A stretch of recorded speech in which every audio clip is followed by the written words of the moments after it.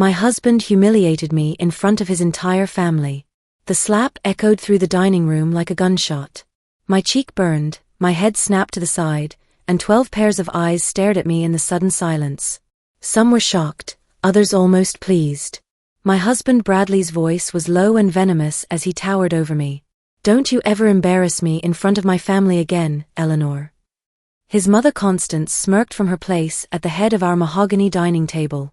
His brother Jake chuckled into his wine glass. His sister Bethany rolled her eyes dramatically. The smell of roasted turkey and cranberry sauce seemed to mock the festive atmosphere that had died the moment his palm met my face. And then, from the corner of the room, came the voice that changed everything. "Daddy." Every head turned toward my 9-year-old daughter Lily. She stood by the bay window overlooking our manicured front lawn in Westfield, Connecticut, her iPad clutched to her chest like a shield.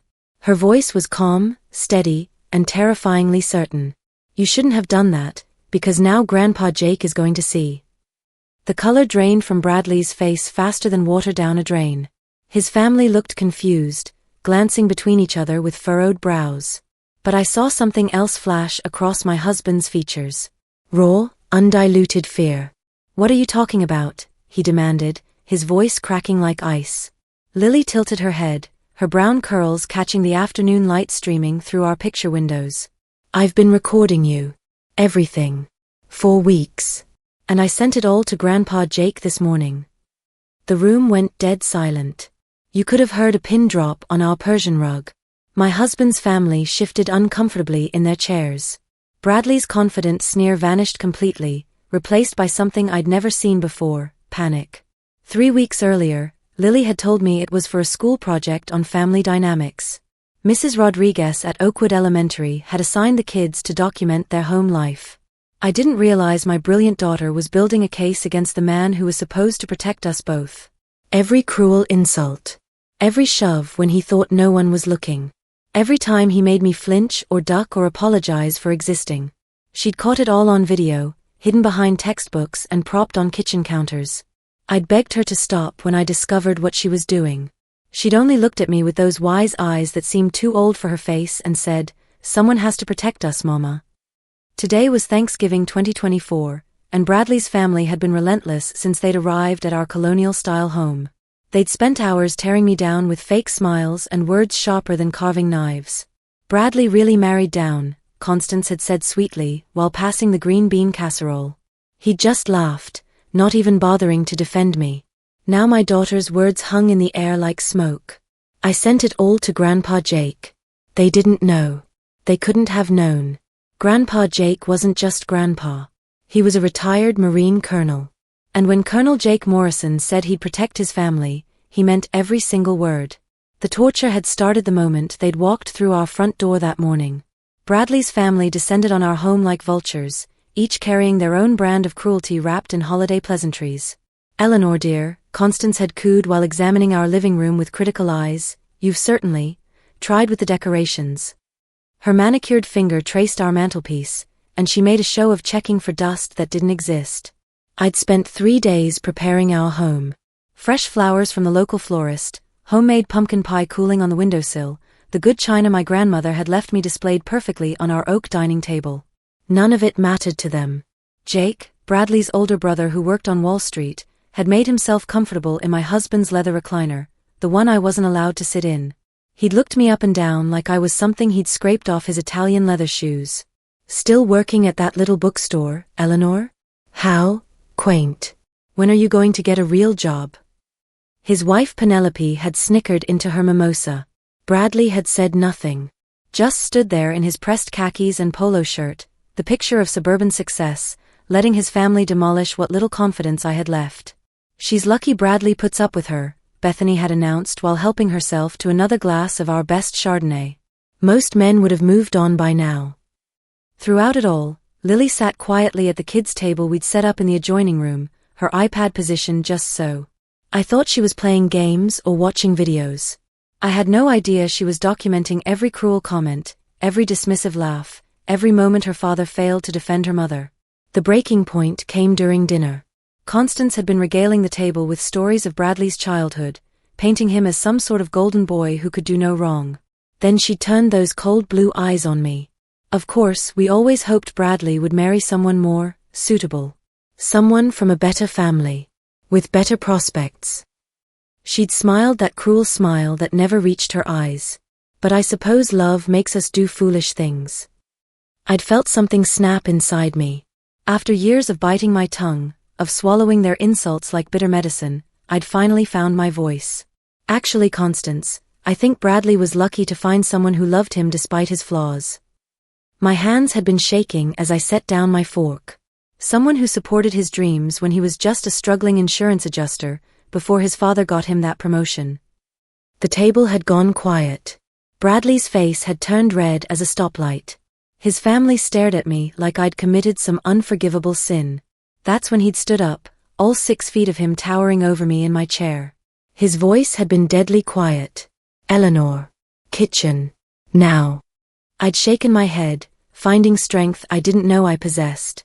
No, Bradley. I'm tired of being your punching bag. And that's when his hand had connected with my cheek. That's when everything changed forever. You wouldn't dare, Bradley whispered, taking a step toward Lily. His fists were clenched at his sides, and I recognized that dangerous look in his eyes, the same one he got right before he'd grab my arm hard enough to leave fingerprints or slam a door so close to my head that I'd feel the breeze. But my daughter didn't move. She stood her ground like the brave little soldier she'd always been, her iPad still clutched protectively against her chest. I would, she said simply. And it's all backed up.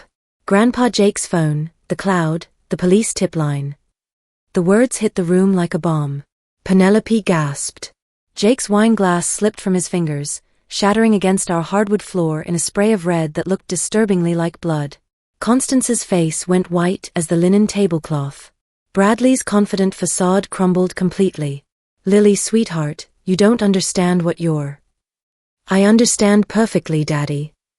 Her voice was steady, controlled, nothing like the frightened whisper mine had become over the years. I understand that you hurt Mama. I understand that you make her cry when you think I'm asleep. And I understand that Grandpa Jake taught me that real men protect their families. My heart hammered against my ribs as the full scope of what my daughter had done began to sink in. She hadn't just been recording random moments. She'd been systematic, methodical, building a case like the prosecutor she might become someday. The videos she'd shown me glimpses of over the past weeks flashed through my mind. Bradley shoving me against the kitchen counter after I'd burned dinner. Him calling me worthless when I'd forgotten to pick up his dry cleaning. The bruises on my arms that I'd covered with long sleeves and foundation. How long? I whispered. Lily turned those serious brown eyes toward me. Since the night he made you sleep in the guest room because you talked back to him. I heard you crying, Mama. I heard everything. That had been 6 weeks ago. The night Bradley had decided I'd been disrespectful for suggesting we couldn't afford the new BMW he wanted. I'd spent the night alone in the cold spare bedroom, listening to him snore in our king-size bed while I cried into my pillow. My 9-year-old daughter had been watching, planning, protecting us both in ways I'd been too scared to protect myself. She's just a child, Bethany said weakly. She doesn't know what she's doing. I know exactly what I'm doing, Lily replied, and there was something in her tone that reminded me so much of my father it made my chest ache. I know that what Daddy does to Mama is wrong. I know that families don't hurt each other. And I know that Grandpa Jake served 3 tours in Afghanistan to protect people who couldn't protect themselves. Bradley's hands were shaking now. Actual tremors ran through his fingers as the reality of his situation hit him. My father wasn't just any grandfather. He was Colonel Jake Morrison, decorated Marine, a man who'd spent 30 years of his life fighting for justice. And now he had evidence of every single thing Bradley had ever done to us. That's when we heard it. The rumble of engines in our circular driveway. Heavy boots on the front porch steps. The sound of authority approaching with the weight of justice behind it. The front door swung open, and there he was. My father. Colonel Jake Morrison stood in our doorway like an avenging angel, his silver hair perfectly groomed, his jaw set in that familiar line that meant business. Even in civilian clothes, dark jeans and a navy sweater, he commanded respect. 2 police officers flanked him, their uniforms pressed, their expressions serious. Officer Martinez from the Westfield Police Department stepped forward, and I recognized Officer Chun beside her from the community safety meetings at Lily's school. Dad took one look around the room. His steel-gray eyes catalogued my swollen cheek, Bradley's panicked face, and my daughter standing between us like a tiny warrior. The muscle in his jaw twitched.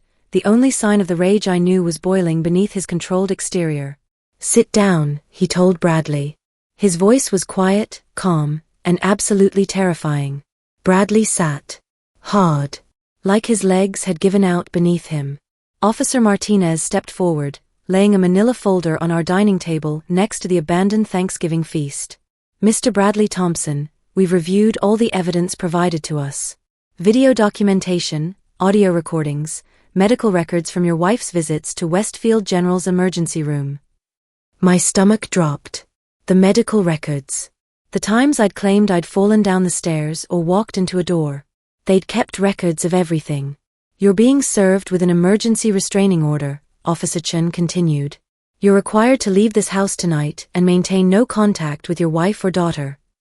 "This is my house," Bradley shouted, his voice cracking like a teenager's. "I pay the mortgage. I bought everything in here." "Not anymore," Officer Martinez said calmly. "Your wife has been granted temporary exclusive occupancy pending divorce proceedings." The words hit me like a physical blow. Divorce.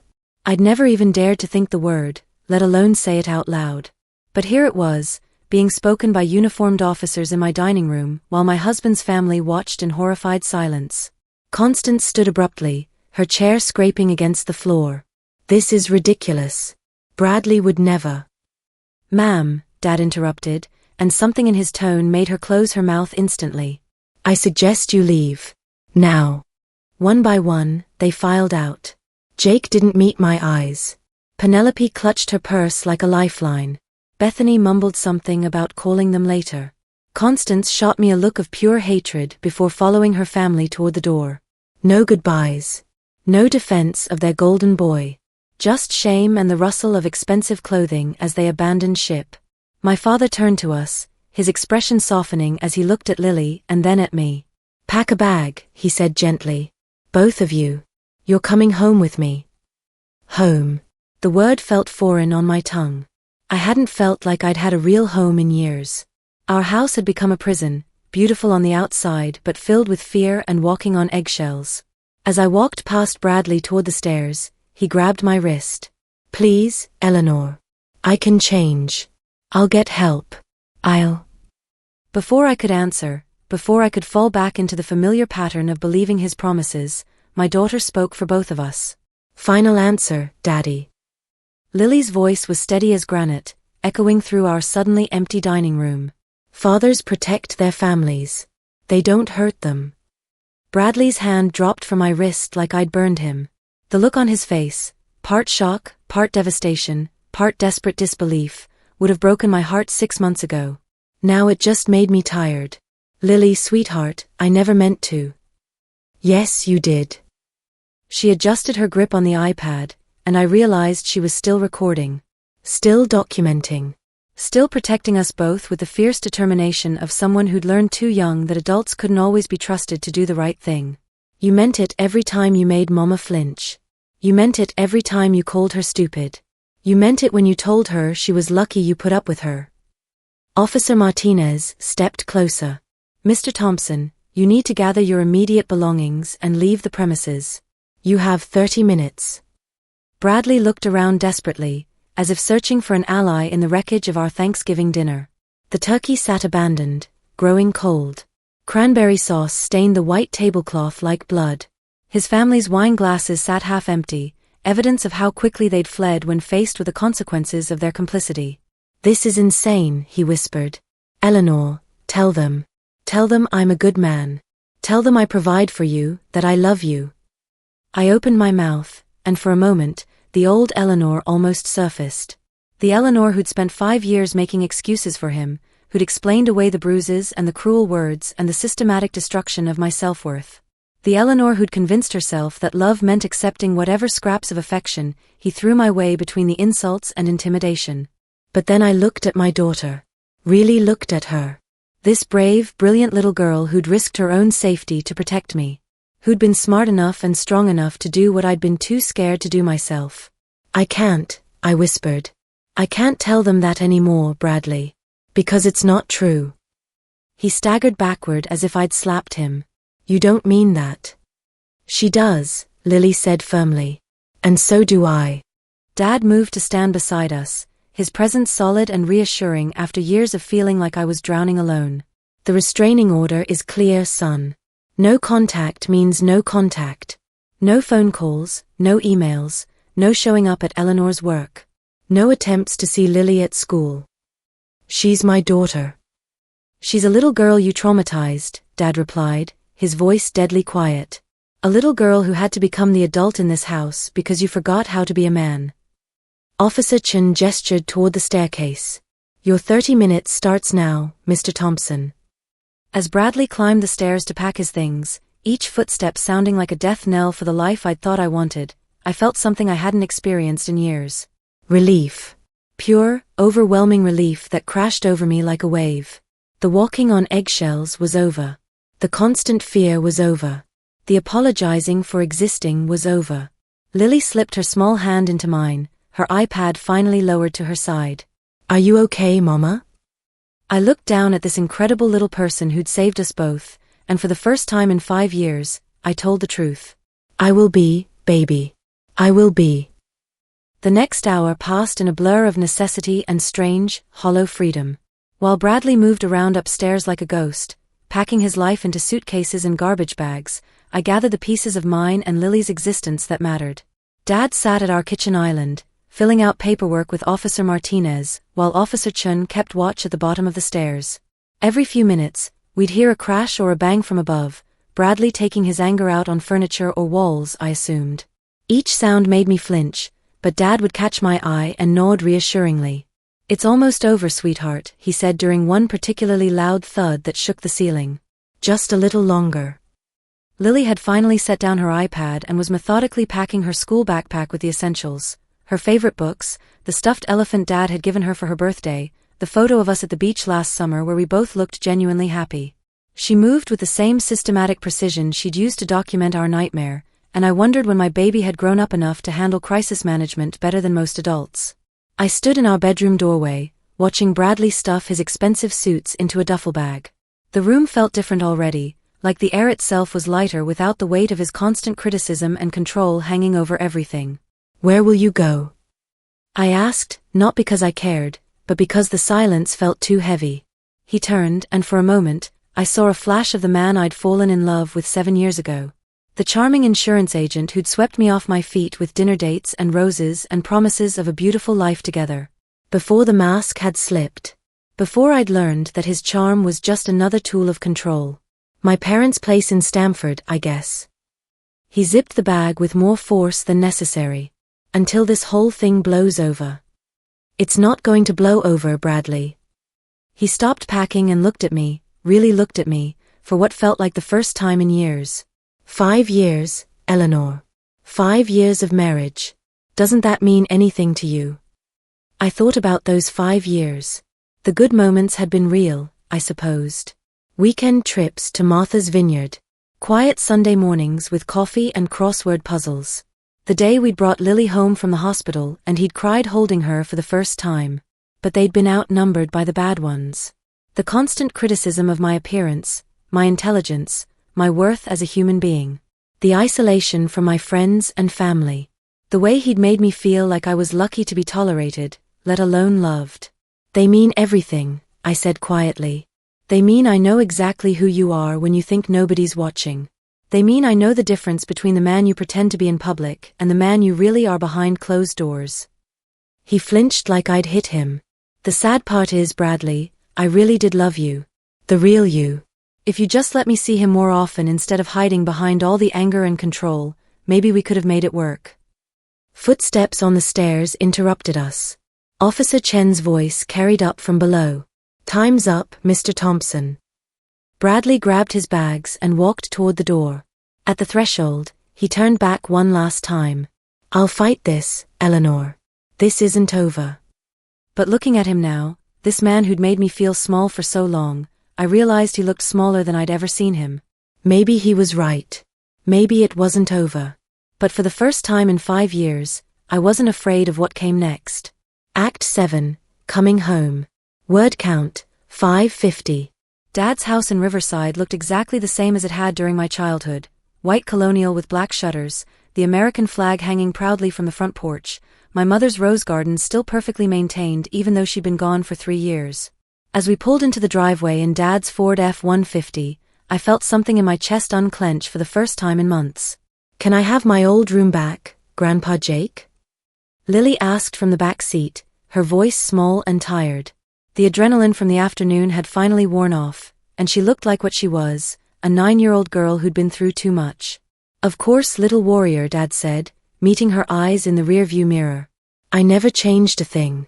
Your mom's room is ready too." The house smelled like cinnamon and coffee, familiar and safe in ways that made my throat tighten with emotion. Dad had kept everything exactly as Mom had left it. Her books still lined the shelves, her photos still covered the mantelpiece, her presents still filled every corner like a warm hug. "I called your Aunt Rebecca," Dad said as we carried our hastily packed bags inside. "She's driving up from Philadelphia tomorrow. Wants to make sure you're both okay." Rebecca. My older sister who'd been warning me about Bradley since day one, who'd seen through his charm to the controller underneath. I'd stopped talking to her 2 years ago when she'd gotten too persistent about her concerns. Another relationship Bradley had managed to isolate me from. "I owe her an apology," I said, setting Lily's backpack on the familiar plaid couch. "No, you don't." Dad's voice was firm. "You were doing what you thought you had to do to survive. We all understand that." That night, after Lily had fallen asleep in my old bedroom under the same star-patterned quilt I'd had as a teenager, Dad and I sat on the front porch swing with cups of hot chocolate. The November air was crisp and clean, nothing like the suffocating atmosphere of my house with Bradley. "How did you know?" I asked. "How did you know to come today with the police?" Dad smiled, the first real smile I'd seen from him since we'd left Westfield. "That granddaughter of yours is something special. She called me 3 weeks ago, told me she had something important to show me. When I saw those videos..." His jaw tightened. "I've been building a case with the police ever since, waiting for enough evidence to make sure he couldn't wiggle out of it." "She called you herself?" "Used her school tablet during lunch. Smart girl, that one. Brave too." He looked out at the quiet street, at the houses filled with families getting ready for bed. "Reminds me of her mother at that age." I laughed, but it came out shaky. "I was never that brave." "You were brave enough to leave, Eleanor. That's the hardest part." We sat in comfortable silence, rocking gently back and forth. In the distance, I could hear the sound of traffic on Route 95, people heading home to their own families, their own lives. For the first time in years, I felt like I was part of that world again instead of trapped outside looking in. "What happens now?" I asked. Dad reached over and took my hand, his calloused from years of military service and home repairs. "Now you heal. Now you remember who you are when nobody's telling you you're not enough. Now you show that little girl upstairs what it looks like when someone chooses themselves." Through the window, I could see Lily sleeping peacefully, her iPad charging on the nightstand, her weapon finally at rest. Tomorrow would bring lawyers and court dates and the messy business of rebuilding a life. But tonight, we were home. Tonight, we were safe. Tonight, that was enough.